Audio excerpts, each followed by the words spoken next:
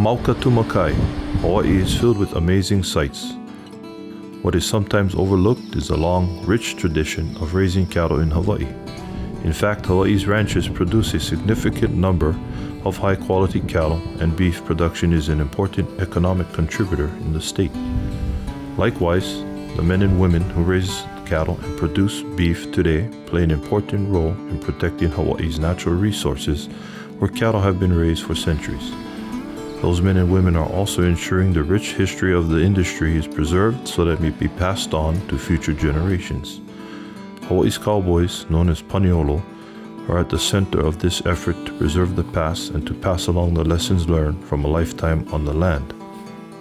In those days, the Paniolo, my tutu man used to say, you breed your own cattle, you breed your own horse, you breed your own cowboys.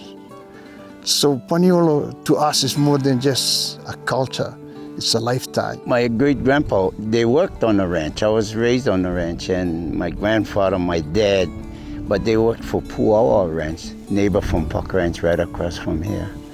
And they've been cowboys all their life, and then I guess I just followed the tradition. It's tough to put into words sometimes what the Paniolo culture means.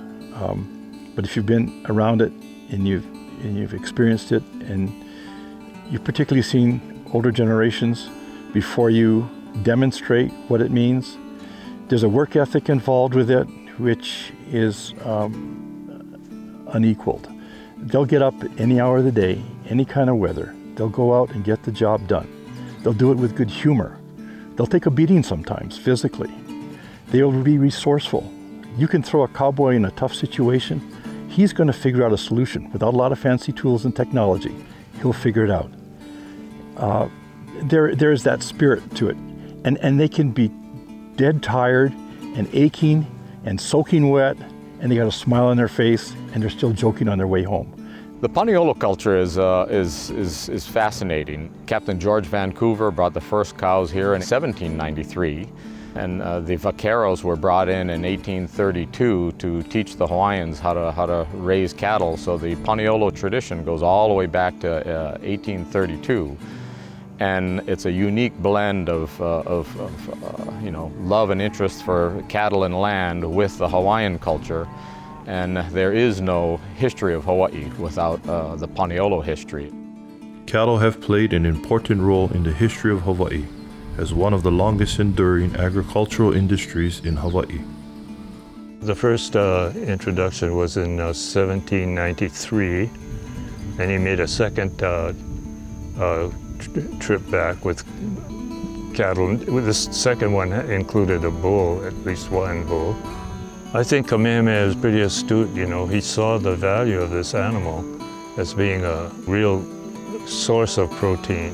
In order to control and protect the cattle, large stone fences and corrals were constructed to create pastures.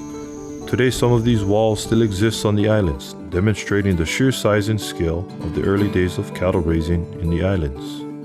Despite changes in markets and production methods, the Paniolo remains an important part of the process, and today's cattlemen and women take pride in passing along the Paniolo ways of the past to future generations.